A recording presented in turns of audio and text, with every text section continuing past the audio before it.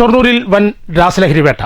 ആറാണിയിൽ കഴിഞ്ഞ ദിവസം MDMA-യുമായി പിടിയിലായ യുവാക്കളെ ചോദ്യം ചെയ്തതിൽ നിന്നാണ് കുളപ്പുള്ളി സ്വദേശി 175 ഗ്രാം MDMA-യും 20 ലക്ഷത്തിൽ പരം രൂപയുമായി പിടിയിലായത്.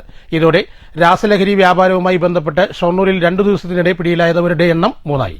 ഷൊർണൂർ പോലീസും പാലക്കാട് ജില്ലാ ലഹരിവിരുദ്ധ സ്ക്വാഡും നടത്തിയ സംയുക്ത പരിശോധനയിലാണ് ഷൊർണൂർ പോലീസ് സ്റ്റേഷൻ പരിധിയിൽ വൻതോതിൽ MDMA പിടികൂടിയത്.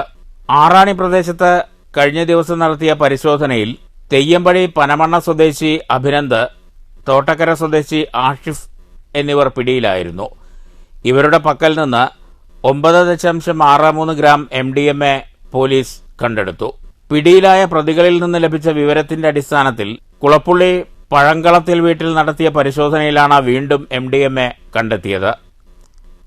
പഴങ്കളത്തിൽ ഹൌസിൽ താമസിക്കുന്ന മുഹമ്മദ് ആഷിഖിന്റെ വീട്ടിൽ പോലീസ് സംഘം നടത്തിയ പരിശോധനയിൽ കിടപ്പുമുറിയിലെ അലമാരയിൽ ഒളിപ്പിച്ചു വെച്ചിരുന്ന 175 ഗ്രാം MDMA കണ്ടെടുക്കുകയായിരുന്നു.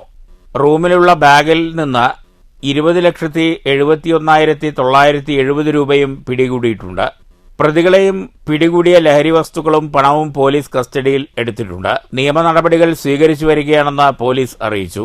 പാലക്കാട് ജില്ലാ പോലീസ് മേധാവി അജിത് കുമാർ IPS-ന്റെ നിർദ്ദേശപ്രകാരം ഷൊർണൂർ DYSP മനോജ് കുമാറിന്റെ നേതൃത്വത്തിൽ ഷൊർണൂർ പോലീസ് ഇൻസ്പെക്ടർ രവികുമാറും സംഘവും നടത്തിയ പരിശോധനയിലാണ് വൻതോതിൽ രാസലഹരി പിടികൂടിയത്. പാലക്കാട് ജില്ലാ ലഹരിവിരുദ്ധ സ്ക്വാഡും പരിശോധനയിൽ പങ്കാളികളായി. News centre, Shoranur.